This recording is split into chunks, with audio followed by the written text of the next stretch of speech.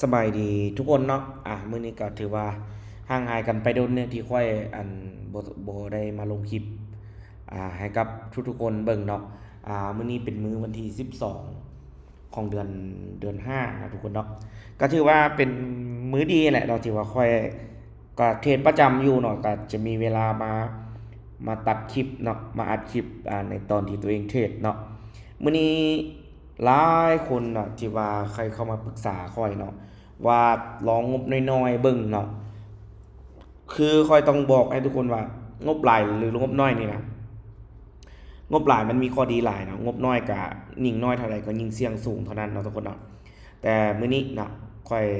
สิเทรดเนาะด้วยงบ1.5เหรียญเนาะทุกคนเนาะ1.5เหรียญ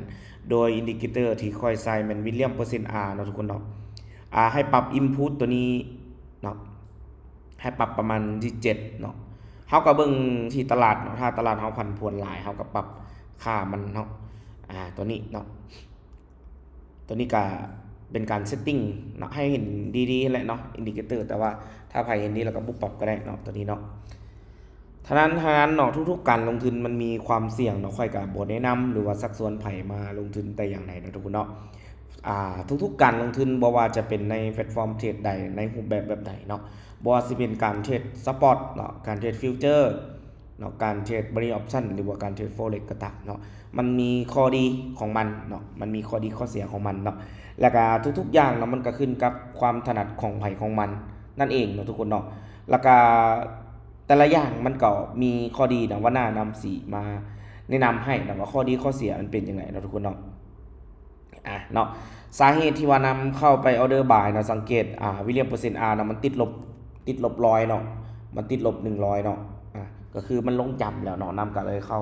ออเดอร์บายเนาะกราฟที่นำเทรดในวันนี้จะเป็นในส่วนของ BTC เนาะทุกคนเนาะฉะนั้นเนาะ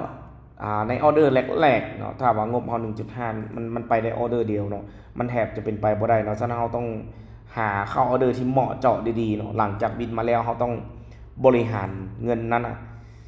เนาะให้บ่แม่นว่าจะไปเบิดเนาะเขาต้องบริหารเพื่อออเดอร์นี้เขาพลาดเขาก็ยังมีออเดอร์ต่อไปที่ว่าสามารถแก้มือเขาได้อีกเนาะทุกคนเนาะฉะนั้นวิธีการนี้ค่อนข้างว่าอาศัยถ้าจะงบน้อยเนาะเขาต้องมีประสบการณ์การศึกษาการเรียนรู้แท้ๆเนาะต้องมั่นใจแท้ๆแหละเราจะไปเนาะต้องมีประสบการณ์เอาระดับ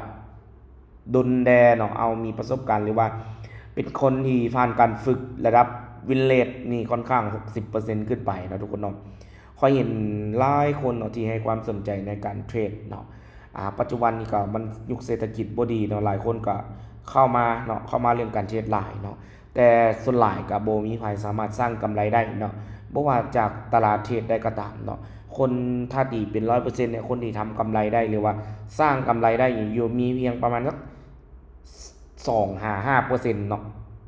เท่านั้นเนาะทุกคนเนาะฉะนั้นเนาะการเทรดมันเป็นอีกอย่างหนึ่งเนาะเป็นสิ่งที่ว่าคล้ายๆบอกว่าเอาความรู้ผสมเป็นคนเทรดระหว่างคนที่มีความรู้กับคนที่มีความรู้เนาะไผที่วิเคราะห์เก่งผู้นั้นก็สิชนะตลาดเนาะการเทรดก็เอาผู้ซื้อผู้ขายเนาะมาแมตช์กันเนาะคือบ่ว่าจะในรูปแบบใดก็ตามคือกันเนาะถ้าเป็นฟิวเจอร์ก็สิมีช็อตมีลองแบบนี้เนาะถ้าเป็นไปในแบบสั้นก็สิมีอัพมีดาวอย่างต่างๆเนาะบางแบบก็สิมีแบบซื้อแบบขายเนาะฉะนั้นอันนี้ก็เป็นสิ่งที่สำคัญหลายนะทุกคนเนาะออเดอร์ที่เฮาบ่มั่นใจเฮาก็สิบ่เข้าเนาะเพราะว่างบเฮามันจำนวนที่ว่าน้อยหลายเนาะเฮาถ้าว่าอินดิเคเตอร์ตัวนี้ส่วนหลายถ้าอยู่เส้นระหว่างเส้นกลางๆเนาะ25-50ค่อยจะบ่เข้าออเดอร์ว่าซั่นไปเนาะ หรือว่าเบิ่งในออเดอร์ที่ว่ามันบ่ค่อยมั่นใจแล้วค่อยสิบ่เข้าออเดอร์เนาะทุกคนเนาะฉะนั้นตัวนี้ก็เป็นสิ่งที่สำคัญหลายนะทุกคนเนาะค่อยกระเทศถามว่าค่อยเทศบ่ค่อยกระเทศประจำเนาะแต่ว่าเพราะว่าการที่จะอัดคลิปแล้วเนาะเอามาเฮ็ดโพสเตอร์เอามาใส่สคริปต์เอามาอัปลงก็บ่ค่อนข้างว่ามีเวลาเนาะมื้อนี้ก็แน่นอนเนาะก็สิมีเวลาหั่นแหละเนาะก็ว่างเวียกละเนาะก็สิมาลงคลิปให้กับ FC ที่ว่าติดตาม เนาะทุกคนไผที่ว่าห่างเหินไปเนาะที่บ่ทันได้มาติดตามเนาะแล้วโอ้คิดว่าค่อยเซาแล้วบ่ค่อยเซาลงคลิปแล้วบ่กะอย่าลืมเนาะถ้ามาเห็นคลิปนี้ก็อย่าลืมกดไลค์กด แชร์เนาะกดคอมเมนต์ให้แน่เนาะเป็นกำลังใจเนาะเพราะว่าเดี๋ยวนี้ก็เอิ้นว่าคนก็บ่ได้ติดตามเนาะเพราะว่าบ่ได้ลงคลิปเนาะมื้อนี้ก็กลับมาลงคลิปแล้วก็เฮ็ดคอนเทนต์เช่นเคยเนาะไผอยากให้คอนเทนต์แบบใดก็สามารถพิมพ์กันเข้ามาได้เนาะทุกคนเนาะทุกคนจะสังเกตเนาะนำจากบริหารเงินค่อนข้างบ่คือไผเนาะแล้วก็อาศัยความมั่นใจหรือว่าประสบการณ์เป็นหลักเนาะทุกคนเนาะสังเกตเนาะอินดิเคเตอร์เนาะให้สังเกตทุกๆครั้งที่นำเข้าออเดอร์เนาะทุกคนให้สังเกตเบิ่งในส่วนของวิลเลียมเปอร์เซ็นต์ R เนาะในอินดิเคเตอร์ในเส้นเนาะทุกคนเนาะเพราะอย่างเนาะถ้าบ่มั่นใจเขาจะบ่เข้าเนาะนำกับสิเบิ่งแนวโน้มเบิ่งอินดิเคเตอร์ไปนำเนาะเพื่อได้เพิ่มในการตัดสินใจเนาะในการเข้าออเดอร์เนาะก่อนค่อยสิเข้ามาเทรดค่อยก็นั่งเบิ่งตลาดเนาะแล้วก็ลองเทรดดีโมเบิ่งในระดับหนึ่งเนาะว่าซั่นซะแล้วก็ก่อนจะมาเทรดได้เงินจริงนี่เนาะบ่แม่นว่าโอ้อยู่ๆละสิเข้ามาเทรดเงินจริงเลยก็เป็นไปบ่ได้เนาะทุกคนเนาะตอนนี้จาก 1.5 เนาะนำปันมาได้อยู่9จุด98เนาะทุกคนเนาะถ้าเป็นเงินก็เท่าไหร่ละ 9.98 เนาะคูณก็ประมาณ300ปลายแล้วเนาะทุกคนเนาะจากฉะนั้นเนาะเดี๋ยวเราจะมาเบิ่งกันเนาะ ออเดอร์ที่บ่มั่นใจคือออเดอร์แบบนี้นำกับสิผ่านไปก่อนนะทุกคนเนาะบ่แม่นว่าโอ้ออเดอร์แบบใดก็สิเข้าออเดอร์เลยเป็นไปบ่ได้นะทุกคนเนาะฉะนั้นทุกๆการลงทุนมันก็มีความเสี่ยงเนาะไผที่คิดจะมาลงทุนเนาะนำบอกไว้ว่าอย่าเบิ่งแต่ว่าคนนั้นได้คนนี้ได้เนาะแต่ให้เข้ามาคิดว่าค่อยเข้ามาศึกษาเนาะสำหรับเงินน้อยก็มีโอกาสเนาะมีโอกาสทำกำไรได้นะถามว่าคนปั้นเก่งกว่านั้นมีบ่เนาะมีหลายเนาะบางคนปั้นจาก2เหรียญไปฮอด4-500เหรียญ2-300เหรียญก็มีเนาะใครที่ปั้นได้ก็ลองคอมเมนต์มากันเด้อเนาะเพราะนำเห็นคนที่มาปรึกษาก็ปั้นได้หลายคือกันเนาะแต่สุดท้ายบ่เซาแล้วก็อยากได้เงินที่มันหลายขึ้นเนาะในช่วงเวลาสั้นๆก็ออินหยังไปนะก็เฮ็ดให้พอร์ตมันแตกเนาะทุกคนเนาะฉะนั้นตัวนี้ก็เป็นสิ่งที่สำคัญเนาะหลังจากมันขึ้นมาในระดับหนึ่งเนาะนำกับแบ่งพอร์ตไปเนาะเพราะว่า1.5เนาะคือสำหรับนำเนาะ 1.5 ก็เป็นคนที่ว่านำเสี่ยงได้ใช่ไหมถึงจะเสียบ่ได้เดือดร้อนบ่ได้หยังเนาะเป็นเงินที่ว่า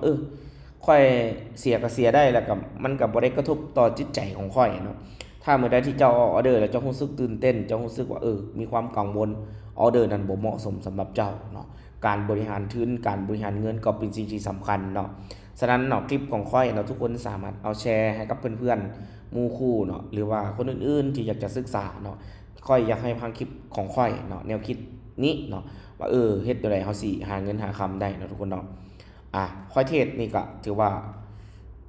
เนาะก็1 2 3เนาะ5ไม่ติดอยู่เนาะแต่ว่าค่อยออกจำนวนบ่ฮอด10เหรียญเนาะมันก็บ่ได้อันเปิดกล่องของขวัญเนาะถ้าออกออเดอร์ละ10เหรียญละ5ไม่ติดนี่จะได้ของขวัญเนาะแต่ว่าค่อยก็งบค่อยน้อยเนาะค่อยก็ปั่นไปตามน้อยเนาะทุกคนเนาะค่อยก็สิประมาณนี้เนาะ 1.5 เนาะได้มาได้ 15.66 เนาะทุกคนเนาะอินดิเคเตอร์ที่ค่อยใส่ก็สิประมาณนี้เนาะทุกคนเนาะทุกๆการลงทุนมีความเสี่ยงเนาะไผที่ยังบ่ทันกดติดตามอย่าลืมเนาะฝาก2น้อยๆของนำไว้เด้เนาะกดติดตามให้มันฮอด 100,000 Subscribe เนาะทุกคนเนาะก็ไผที่อยากจะลงทุนตัวใดก็เลือกเอาตัวเองที่ตัวเองถนัดเนาะทุกคนเนาะทุกๆการเทรดมีข้อดีข้อเสียของมันนั่นแหละนะทุกคนเนาะไผมักตัวใดก็ไปจัดตัวนั้นนะทุกคนเนาะคลิปนี้ว่ากันเท่านี้เด้อแล้วพอกันใน EP ต่อไปลงทุกมื้อเด้อคลิปเด้อบ๊ายบาย